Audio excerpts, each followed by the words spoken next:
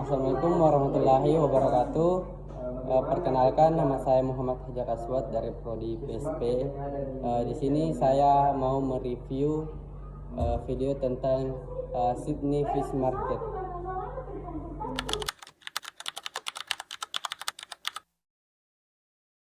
Setelah saya menonton video tersebut, hal pertama yang muncul di pikiran saya adalah bagaimana tertibnya dan teraturnya sistem pengolahan perikanan di negara tersebut. Saya melihat semua proses terlihat jelas dan memiliki alur yang rapi, mulai dari pendaratan ikan, proses penyortiran, penjualan. Saya tidak melihat adanya penanganan yang asal-asalan. Di sisi lain, di hati saya memiliki rasa kagum sekaligus rasa prihatin. Saya kagum karena melihat pengolahan perikanan yang sudah sangat maju dan terorganisir dengan baik. Namun saya juga merasa prihatin ketika membandingkan dengan kondisi perikanan di Indonesia. Padahal Indonesia ini memiliki sumber daya yang sangat besar, tetapi dalam praktiknya masih banyak kekurangan dalam pengolahan dan pemanfaatannya. Video ini membuat saya lebih sadar bahwa kualitas pengolahan sangat berpengaruh terhadap nilai ekonomi hasil perikanan.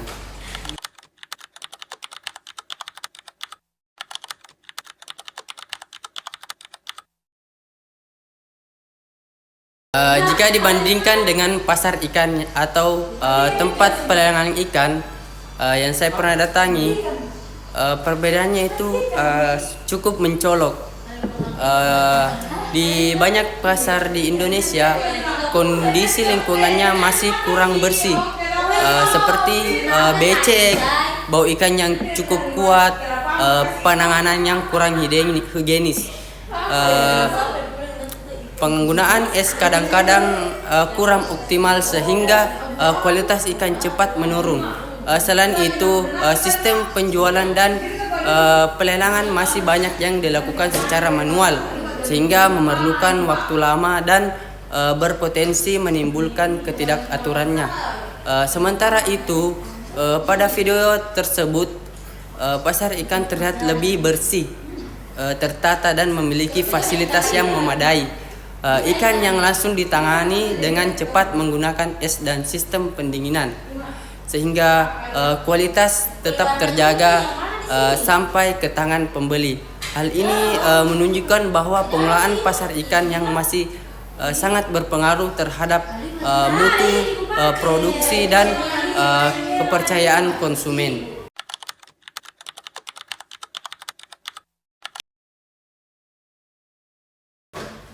Menurut saya, salah satu penyebab utama Indonesia tertinggal adalah sistem manajemen perikanannya yang berjalan tidak optimal. Pengolahan dari hulu hingga hilir juga seringkali tidak terintegrasi dengan baik. Selain itu, fasilitas pendukung seperti cold storage, rantai dingin, dan sarana transportasi masih terbatas, terutama di daerah-daerah tertentu. Faktor sumber daya manusia juga berpengaruh besar. Masih banyak nelayan dan pelaku usaha perikanan yang belum mendapatkan pelatihan yang cukup terkait tentang penanganan ikan yang baik dan berkelanjutan. Di sisi lain, kesadaran tertentu pentingnya menjaga mutu, kebersihan, dan kelestarian lingkungan laut juga masih perlu ditingkatkan untuk mengejar negara lain seperti Australia. Indonesia juga perlu melakukan perbaikan sistem pengolahan perikanan secara menyeluruh, mulai dari kebijakan, fasilitas hingga peningkatan kapasitas sumber daya manusia. Selain itu, perlu kerjasama yang kuat antara pemerintah, akademis, dan masyarakat agar perikanan atau pengolahan ini dapat berjalan lebih efektif dan berkelanjutan.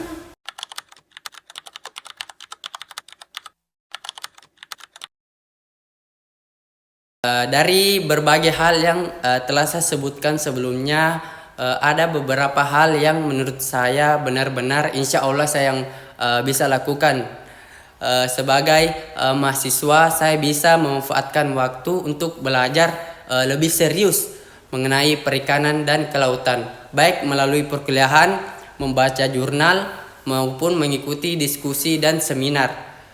Selain itu, saya bisa mulai menerapkan sikap disiplin dan peduli terhadap kebersihan, terutama saat melakukan praktik lapangan ataupun kegiatan yang berkaitan dengan perikanan. Saya juga bisa berusaha untuk lebih menghargai hasil perikanan dengan tidak menyanyiakan dan mendukung produk perikanan lokal.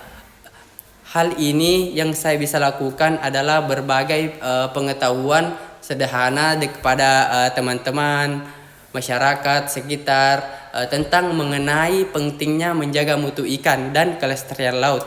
Walaupun langkah-langkah tersebut terlihat kecil, saya percaya bahwa jika dilakukan secara konsisten dan bersama-sama, hal tersebut dapat memberikan dampak positif bagi perkembangan sektor perikanan di Indonesia. Baik, itulah tadi review singkat dari saya. Terima kasih sudah menonton. Wassalamualaikum warahmatullahi wabarakatuh.